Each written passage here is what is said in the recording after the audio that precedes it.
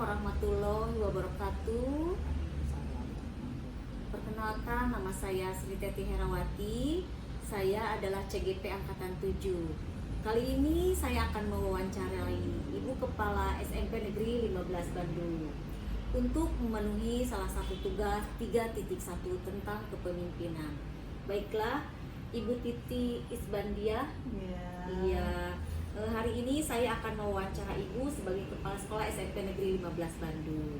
Bagaimana kabarnya Bu hari ini? Sehat? Alhamdulillah baik, sehat. Alhamdulillah. Masih sahur? Alhamdulillah. Masih berarti sehat? Sehat, alhamdulillah. Meski situasi di luar mau hujan ya Bu ya. Iya. Tapi kita harus tetap semangat ya Bu ya. Tetap semangat. Baiklah Bu, ada beberapa pertanyaan yang akan saya kemukakan kepada Ibu. Yang pertama, selama ini bagaimana Ibu dapat mengidentifikasi kasus-kasus yang merupakan dilema etika atau rujukan moral? Baiklah Ibu Sri, di suatu sekolah, di sekolah manapun pasti ada suatu masalah. Bagaimana kalau kita dihadapkan dalam suatu masalah, yang pertama kita identifikasi dulu apa masalahnya. Kemudian yang kedua, masalah itu pasti ada solusinya, kita cari solusinya. Bagaimana mencari solusi tergantung pada sifat masalah tersebut. Kalau masalah tersebut itu memang sifatnya segera harus diselesaikan, maka ketika itu juga kita harus menyelesaikan. Kalau memang masalahnya, ini masalahnya masih bisa ditangani lebih lanjut, oleh karena kita harus mencari data-data yang lebih lengkap supaya dalam pengambilan keputusan itu kita tidak salah. Iya, betul. Kalau kita dihadapkan suatu masalah, pasti dalam mengambil keputusan itu tidak selamanya bisa membuat atau menyenangkan semua orang, tapi pasti ada pihak yang tidak senang, ada pihak yang senang atau dirugikan gitu ya. Tapi kita sebagai pemimpin harus bijaksana dalam mengambil keputusan. Jadi ada skala prioritas itu mana yang harus didulukan. Iya, baik Bu. Nah, misal ada sebuah masalah tentang rujukan moral di mana yang benar versus salah. Nah, mana yang akan Ibu pilih untuk permasalahan seperti itu? Kaitannya dengan masalah rujukan moral ya. Jadi ini ada dua sisi, Satu bahwa benar, satu benar, satu salah. Kita kembalikan kepada hati nurani kita, kita sebagai pemimpin. Ini kita pasti dilema tadi ya. Sementara satu sisi ini kebenaran, di sisi lain ini adalah hal yang nggak benar. Karena itu kita kembalikan kepada aturan main gitu ya. Kalau memang itu aturan mainnya memang harus lurus, kita harus lurus. Jangan sampai antara hati nurani kita kalahkan dengan nafsu kita gitu ya. Jadi itu nanti akan berbenturan dengan aturan gitu ya. Jadi yang kita pilih yang mana ya, yang benar, kita pilih adalah yang benar sesuai dengan aturan, dan emang itu hati nurani kita pas itu nyambung sejalan dengan aturan. Baiklah. Nah, Ibu selama ini bagaimana Ibu menjalankan pengambilan keputusan di sekolah Ibu, terutama kasus-kasus di mana ada dua kepentingan yang sama benar ya, atau sama mengandung nilai kebajikan. Misal begini, yang satu itu benar, yang satu benar. Artinya misalkan rasa keadilan lawan rasa kasihan. Dalam segi lain Ibu harus adil, dalam segi lain juga harus kasihan terhadap orang itu. Nah, bagaimana Bu menyikapi hal semacam itu? Ya, itu pasti di semua sekolah terjadi ya. Yang terjadi di sekolah saya gitu, di sekolah kami SMP 15, betul itu ada dua sisi. Yang satu keadilan, yang satu rasa kemanusiaan. Contoh nih, dalam absensi di aplikasi Siap itu disettingnya jam 7. Kemudian kita sebagai ASN itu wajib untuk absen jam 7. Ada salah satu guru punya anak, sementara anaknya itu sakit. Apa yang harus kita lakukan sebagai kepala sekolah? Di satu sisi aturan harus ditegakkan, kemudian di sisi lain kita secara kemanusiaan kasihan. Oleh karena itu kita harus mempunyai kebijaksanaan gitu ya, kebijakan lain selain itu. Oleh karena itu pertama yang saya lakukan, beri ketenangan kepada guru yang anaknya sakit tadi. Absen dulu, kemudian setelah absen silahkan bawa anaknya ke rumah sakit. Betul. Jadi dua-duanya jalan gitu ya. Anak yang sakit tertangani, absensi juga absen ada. juga ada. Betul. Nah, yang ketiga, langkah-langkah atau prosedur seperti apa yang biasa Ibu lakukan selama ini? Selama ini kalau misalnya ada suatu masalah itu bisa datangnya, saya melihat sendiri tanpa masalah itu bisa datang dari pengaduan dari warga. Oleh karena itu kita lihat kalau dari pengaduan kita tampung pengaduan itu, kemudian kita lihat apakah apa yang disampaikan itu betul-betul terjadi gitu. Jadi kita musyawarahkan dulu, ini ada masalah ini, kita kebenarannya benar nggak ada ini, kemudian kita cari solusi bersama-sama kalau memang itu kepentingan bersama. Kemudian pasti dalam keputusan itu ada yang pro dan ada yang kontra. Karena itu kita sebagai kepala sekolah harus betul-betul bisa membedakan, memilah-milah mana ini yang harus kita dahulukan. Tapi tetap yang namanya keputusan itu tidak selamanya akan bisa menyenangkan semua orang. Pasti ada satu dua yang merasa dikecewakan. Nah, kemudian hal-hal apa saja yang selama ini merupakan tantangan dalam pengambilan keputusan pada kasus dilema etika tersebut, Bu? Ya, tantangannya setiap langkah pasti ada tantangan, tapi tantangan itu tidak menjadikan kita membuat suatu keputusan atau kita memberikan keadilan pada semua orang. Prinsip saya yang penting satu dua orang itu yang harus kita tangani. Sip. Selanjutnya, apakah Ibu memiliki sebuah jadwal tertentu dalam sebuah penyelesaian kasus dilema etika tersebut? Apakah langsung menyelesaikan di tempat atau memiliki sebuah jadwal tertentu dalam menyelesaikan kasus ini? Apakah memang langsung gitu ya jadwalnya terselesaikan saat itu, dan bagaimana bentuk atau prosedur yang Ibu jalankan? Ya, itu tadi kembali kepada pokok permasalahan. Kalau masalah itu harus segera diselesaikan demi keamanan, itu kita harus selesai pada langsung, saat itu langsung. Tapi kalau misalnya permasalahan itu memang membutuhkan waktu yang masih bisa, ini masih bisa besok. Nah, ini kita musyawarahkan dulu, kita panggil Wakasek, kepala tenaga administrasi sekolah, kita bicarakan.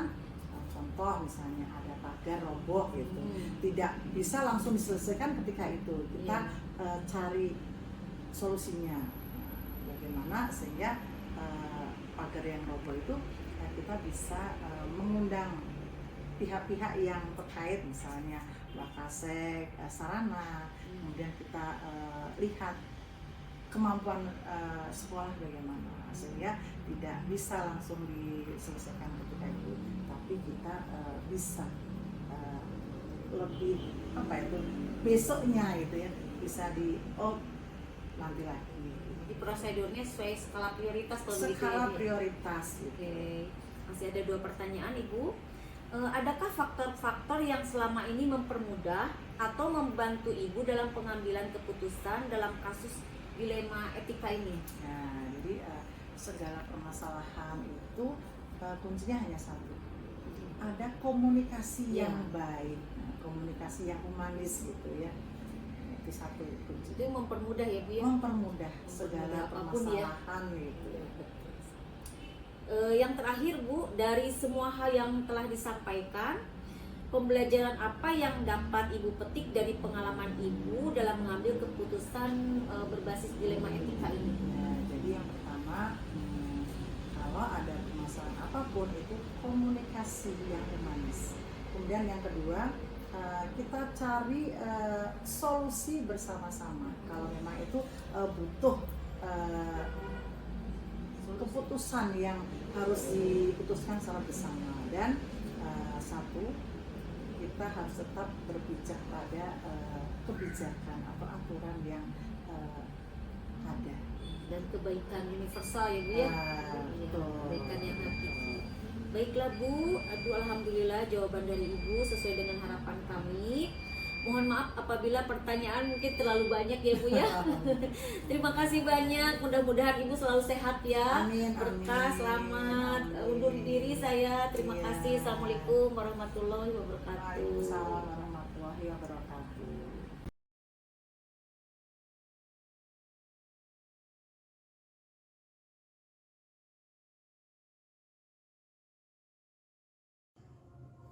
Assalamualaikum warahmatullahi wabarakatuh. Perkenalkan, nama saya Sri Teti Herawati, saya CGP Angkatan 7. Hari ini saya akan mewawancarai Ibu Kepala Sekolah SMP Negeri 62 Bandung, yaitu Ibu Supi Setiani. Bagaimana kabarnya Ibu Supi? Alhamdulillah. Alhamdulillah, masih tetap semangat berpuasa? Alhamdulillah, insya Allah. Alhamdulillah. Baiklah Bu, ada beberapa pertanyaan nih yang akan saya tanyakan sehubungan dengan kepemimpinan Ibu ya Bu ya di SMP Negeri 62 Bandung. Kita santai aja ya Bu ya, relax ya. Ya, untuk yang pertama, selama ini bagaimana Ibu dapat mengidentifikasi kasus-kasus yang merupakan dilema etika atau rujukan moral? Yang jelas ya, kalau kita menghadapi problem atau masalah, saya lebih ke mengidentifikasi dulu ya masalah tersebut dibagi-bagi. Kalau misalkan masalah itu urgent harus diselesaikan sekarang, ya saya selesaikan sekarang. Ya, kalau misalkan itu perlu ada pemikiran lagi, ya saya simpan dulu. Jadi kita lebih memilih mana sih masalah mana sih yang lebih penting dan artinya urgent harus diselesaikan hari ini juga atau harus secepatnya ataupun nanti bisa kita pikirkan baik-baik di kemudian hari karena masalah itu kan tidak harus diselesaikan secepatnya itu. Ya, betul. Nah, seandainya ada masalah yang berkaitan dengan rujukan moral atau benar dan salah, biasanya Ibu memilih yang mana?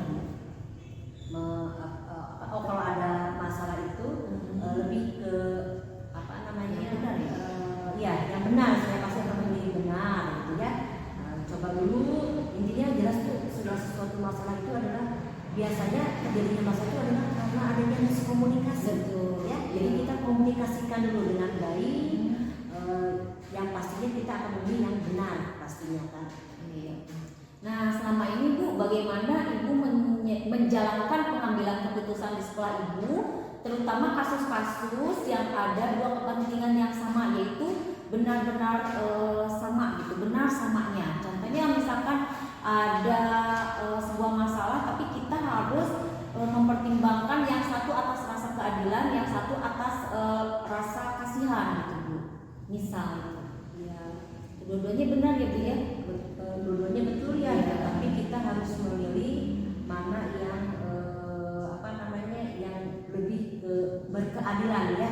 Artinya misalkan gini, saya lebih ke apa namanya, mungkin saya panggil, saya akan bicarakan bahwa masalah itu tetap ya ini benar, tetapi kita juga harus apa namanya harus coba untuk berkeadilan. Artinya kalaupun dilakukan ini benar tapi tidak adil untuk yang lain ya dipertimbangkan lagi dengan baik ya, betul. Nah, langkah-langkah atau prosedur seperti apa yang biasa Ibu lakukan selama ini ketika muncul ada masalah gitu? Dan masalah ya itu Bu, tadi kalau ada masalah saya lebih ke komunikasi ya. Sekali bilang sih ternyata komunikasi itu penting banget ya. Saya itu lebih ke tidak langsung ke orangnya, atau misalnya saya biasanya juga ngobrol dulu ya Dengan para kaset, saya cari dulu kira-kira apa, baru kita ngobrol-ngobrol. Kita tidak langsung memutuskan bahwa dia tuh begini enggak, tapi lebih ke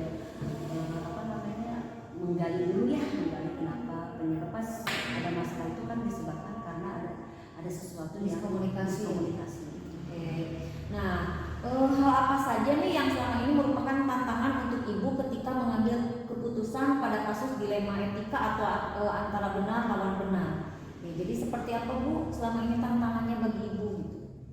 Tantangannya Banyak ya? banyak ya, jelas banyak sekali tantangannya, tetapi kan kita ketahui bahwa kita ini kan harus berpatokan kepada kompetensi kita ya, di mana kita harus memiliki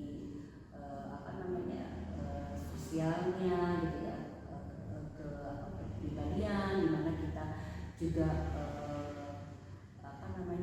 cara mengambil keputusan yang benar gitu ya, artinya tidak merugikan, artinya juga tidak merugikan lah sekelompok orang, Jadi untuk umum ya, untuk umum ya gitu ya. Oke. Nah, apakah Ibu memiliki sebuah jadwal tertentu dalam sebuah penyelesaian kasus dilema etika, atau memang ketika menyelesaikan kasus itu langsung diselesaikan di tempat gitu, atau memang ada jadwal? Nah, bagaimana bentuk atau prosedur yang biasa Ibu jalankan? Biasanya itu tergantung dari masalahnya yang dihadapi. Kalau memang itu bisa saya selesaikan hari itu juga ya, saya lebih diselesaikan juga hari itu. Tapi kalau masalah itu memang menyangkut banyak hal berkaitan dengan yang lain, maka saya akan jadwalkan kira-kira yang harus selesaikan dulu yang mana, karena tidak mungkin kita bisa menyelesaikan masalah semuanya, nggak mungkin loh Bu ya.